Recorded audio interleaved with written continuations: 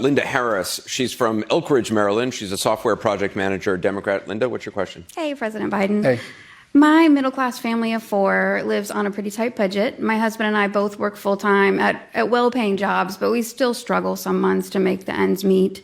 With rising gas prices and utility prices and grocery prices, we're feeling our discretionary income get squeezed and reduced. What plans does the administration have to help ease this kind of current crunch we're feeling? Well, there's a number of things that have already been done.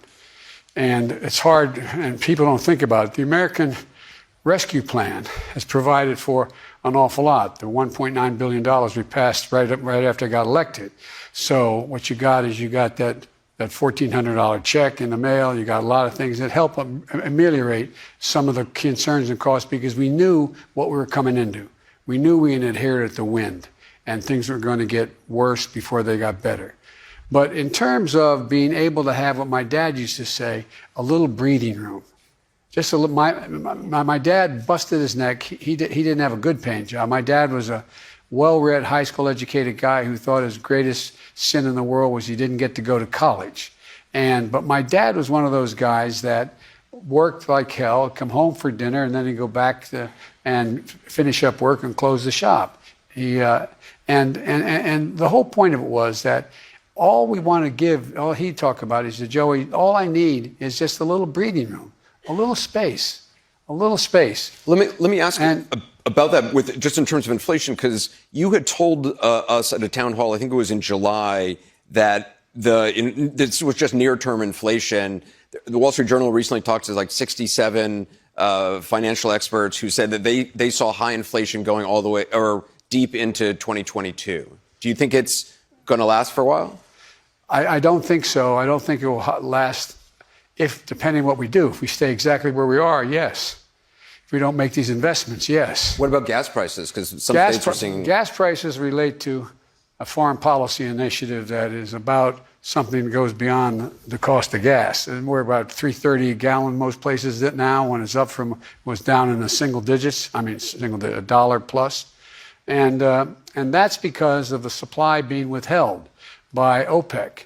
And so there's a lot of negotiation that is,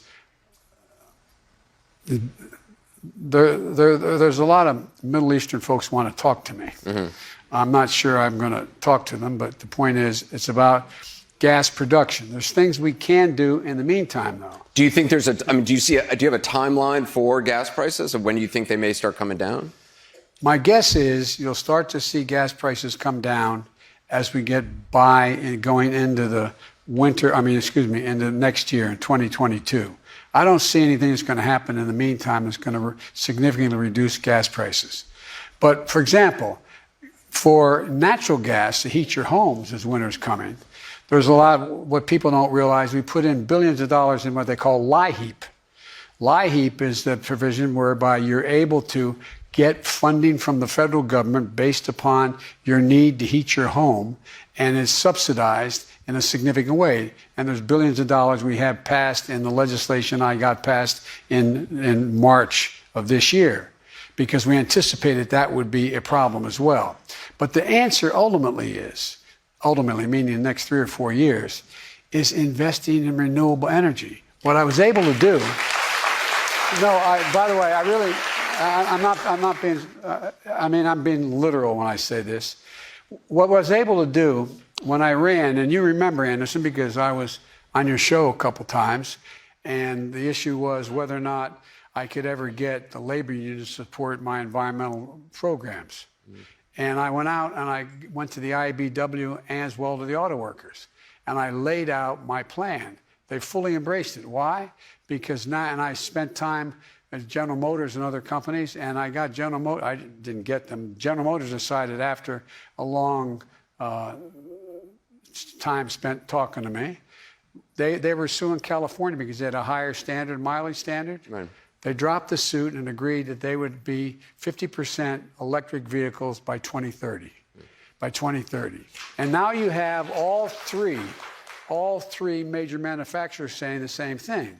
So what will happen is you're going to see a dramatic drop in what's going to happen in terms of gas prices as we go into the next 2 or 3 years, even if we're not able to break the monopoly price, they're keeping it up because, anyway. So but I must tell you, I don't have a near-term answer. There's two things I could do. I could go in the petroleum reserve and take out and probably reduce the price of gas maybe 18 cents or so a gallon. It's still going to be above $3. And one of the things that I refused to have happen because I didn't want anybody, I made a commitment, if you pass the stuff I'm talking about, not one single penny in tax would go against anybody making less than $400,000. And so if you notice, these highway bills are not paid for by gas tax. They're paid for by direct expenditures in other areas. So the average person doesn't have to pay more. But it's going to be hard. It's going to be hard. There's a possibility to be able to bring it down.